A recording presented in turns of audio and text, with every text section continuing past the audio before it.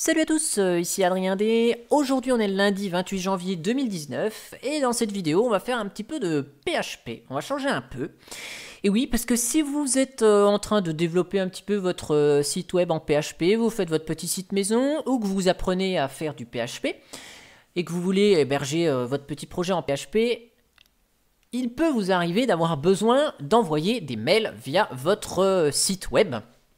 Demande d'inscription ou je sais pas, vous avez envie d'envoyer un mail, peu importe, eh bien vous pouvez utiliser la fonction mail, mais il vous faut un serveur mail.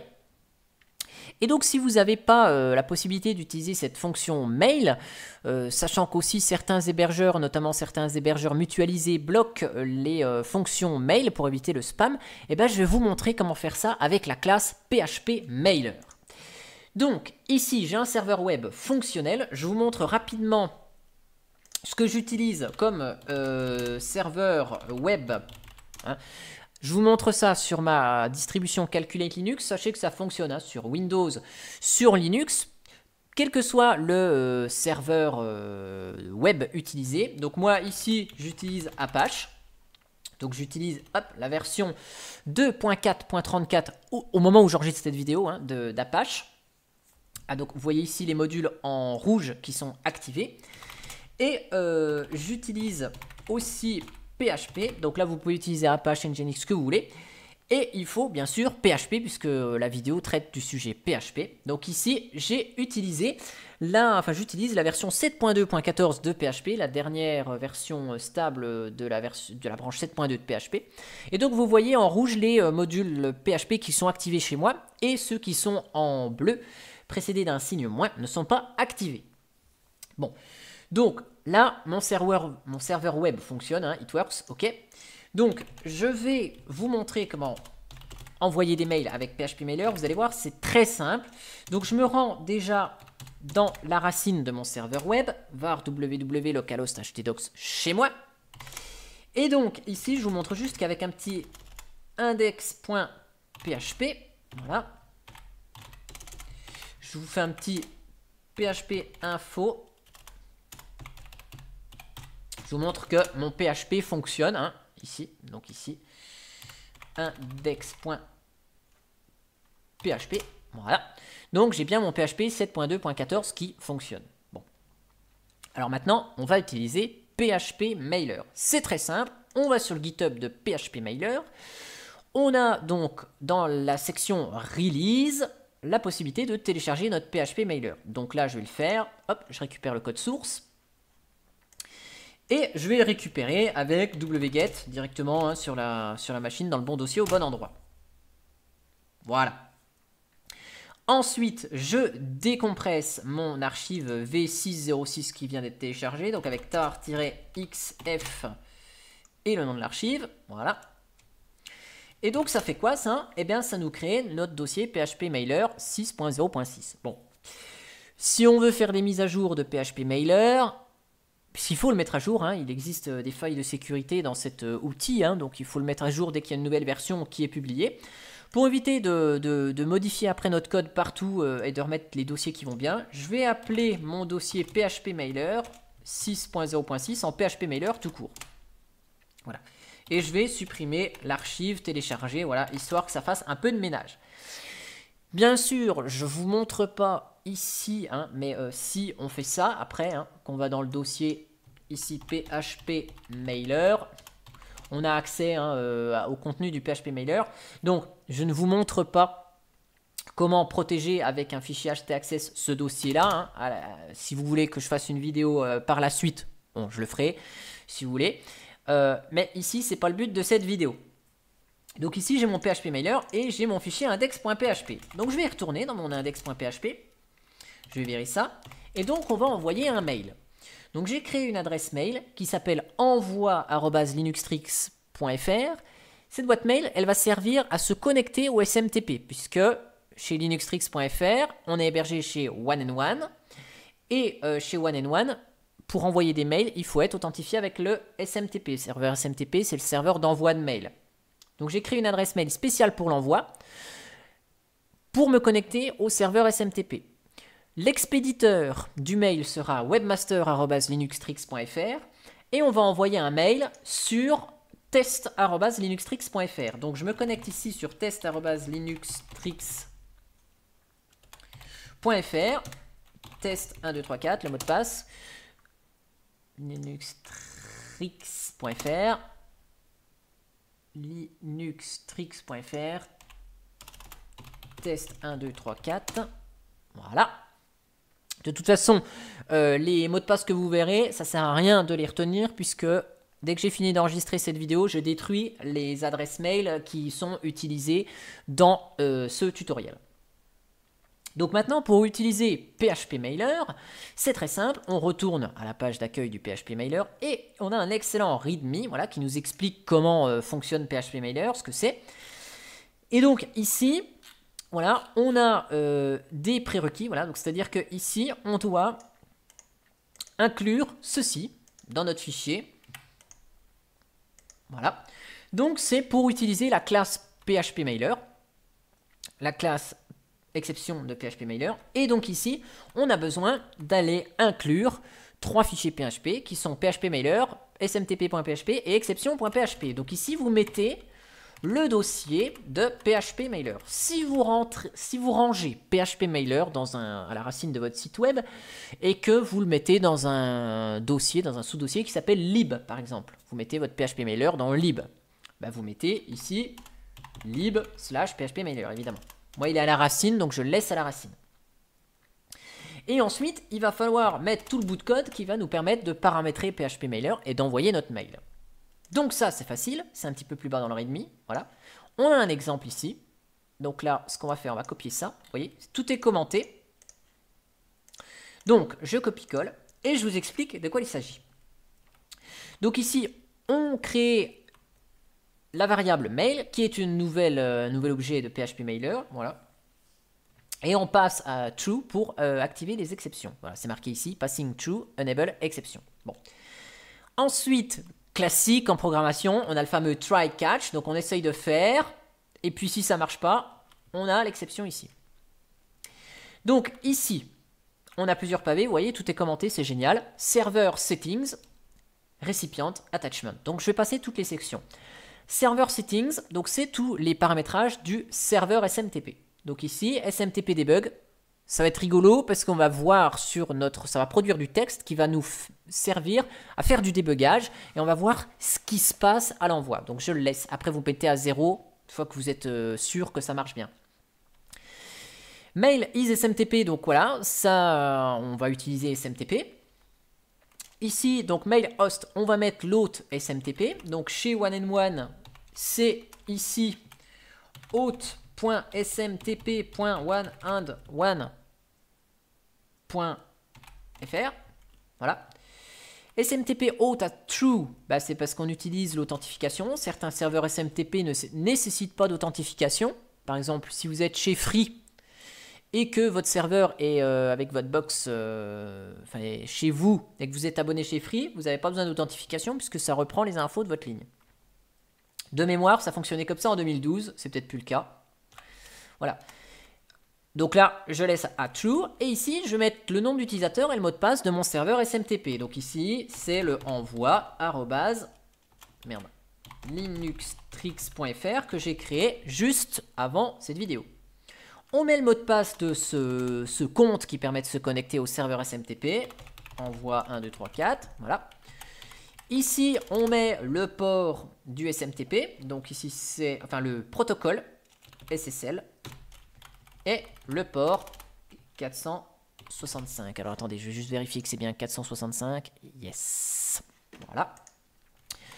Ensuite, ici, dans la section récipient, set from. Donc ici, c'est l'adresse mail qui va envoyer, qui sera marquée comme étant l'émetteur. Donc ici, vous voyez, on se connecte au SMTP avec envoi, mais je veux que mon envoi soit fait sous le nom de, je sais pas, par exemple, ne pas répondre,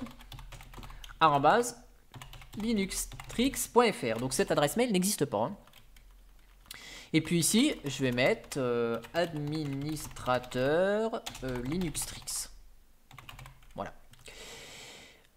Ensuite, vous mettez autant de adresses que vous voulez, c'est pour ajouter des expéditeurs au mail. Donc là, je veux envoyer à test@linuxtrix.fr, la boîte mail que j'ai ouverte là tout à l'heure, celle-ci.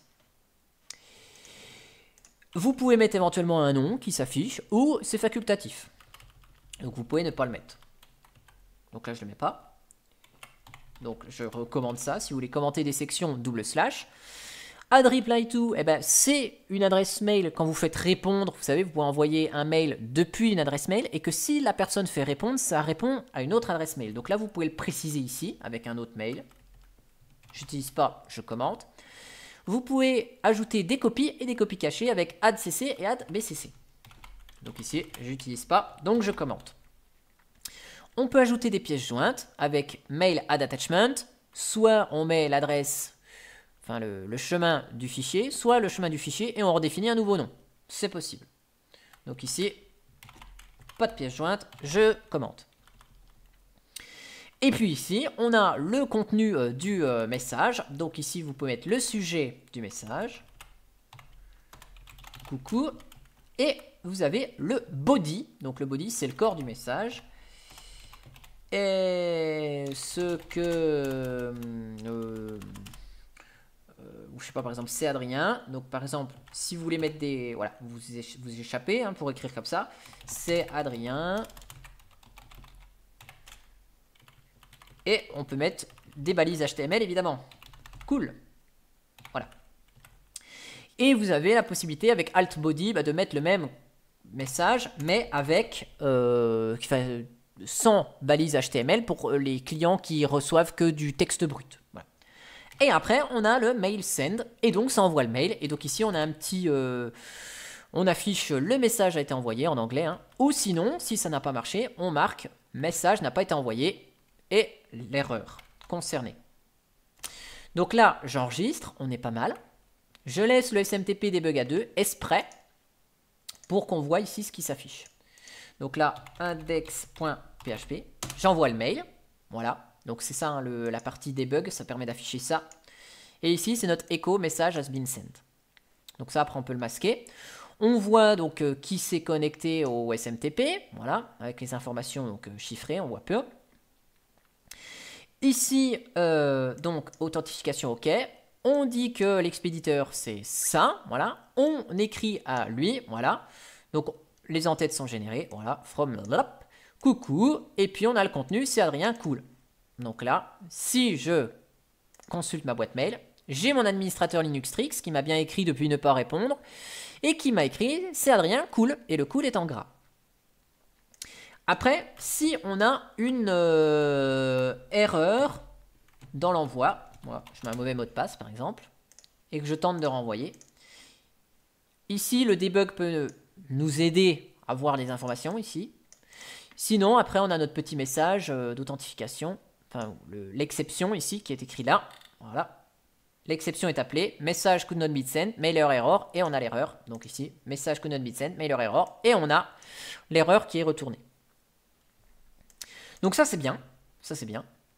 Cependant, je vais vous montrer un truc un tout petit peu plus élégant parce que là c'est pas top, hein, il faut écrire tout le code dans la page, donc c'est pas top. Donc ce qui peut être plus simple, c'est de faire, quand vous faites un site web en PHP, souvent vous avez un fichier de fonction, un fichier avec, vous savez, si vous vous connectez à une base de données SQL, vous avez un fichier qui ouvre toujours qu'à les informations de connexion. Et puis vous rappelez ce fichier à chaque fois au début de votre site, au début de votre page PHP, pour éviter à chaque fois que vous avez un mail de retaper tout ça. Donc ici, ce que je vais faire, je vais transformer mon fichier index.php en fonction.php par exemple. Et dans fonction.php, vous allez voir comment on va faire. Donc ici, c'est toutes mes fonctions. Donc je vais avoir peut-être une fonction pour changer le format de la date, une fonction pour me connecter à une base de données, etc.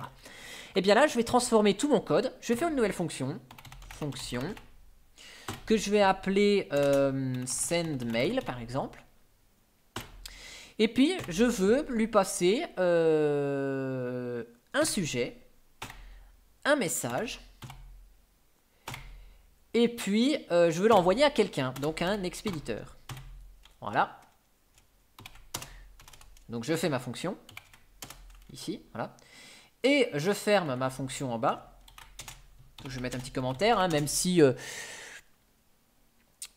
voilà, je veux dire, vous pouvez pas forcément commenter, vous pouvez indenter. Là, je vais mettre fin fonction send mail, voilà. Voilà. Et donc, ici, j'ai ma fonction, sauf que, donc j'ai mon utilisateur, mon mot de passe, tout ce qu'il vaut. Et ici, eh ben, je veux que la personne à qui j'envoie, ce soit pas test@linuxtrix.fr, mais c'est l'expéditeur que je vais passer dans la fonction. Le sujet, on l'écrit pas en dur dans notre fonction, évidemment. Ce sera le sujet qui sera passé. Et le corps du message, voilà, c'est le message. Et donc ici, on envoie notre message et on récupère le sujet, le message et l'expéditeur aux arguments qui sont passés à notre fonction. Voilà. Et donc maintenant, on crée notre fichier index.php. Et il suffit de quoi? Bon bah traditionnel, hein. Vous avez votre fichier de fonction, donc vous l'appelez, votre fichier de fonction, fonction.php. Voilà. Vous l'appelez une fois, parce que dans toutes vos pages PHP, vous l'appelez au moins une fois. Et ensuite, vous appelez juste votre fonction send mail. Et puis, vous vous rappelez, on avait le sujet, l'expéditeur, le message et l'expéditeur. Donc ça, ces variables, vous les appelez comme vous voulez. Et vous mettez ce que vous voulez. C'est-à-dire que l'expéditeur, bah, vous pouvez le mettre là, test@linuxtrix.fr. Hein, après, c'est une fonction PHP normale, hein, vous l'appelez comme vous voulez.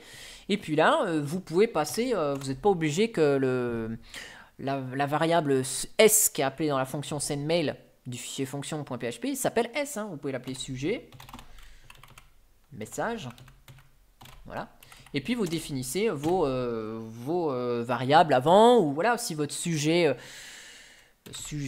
c'est par exemple, je sais pas moi, activation, je sais pas moi, de votre compte. Si vous faites voilà, si vous voulez appeler ça dans le cadre de l'activation après avoir enregistré votre compte. Et puis après, bah, message.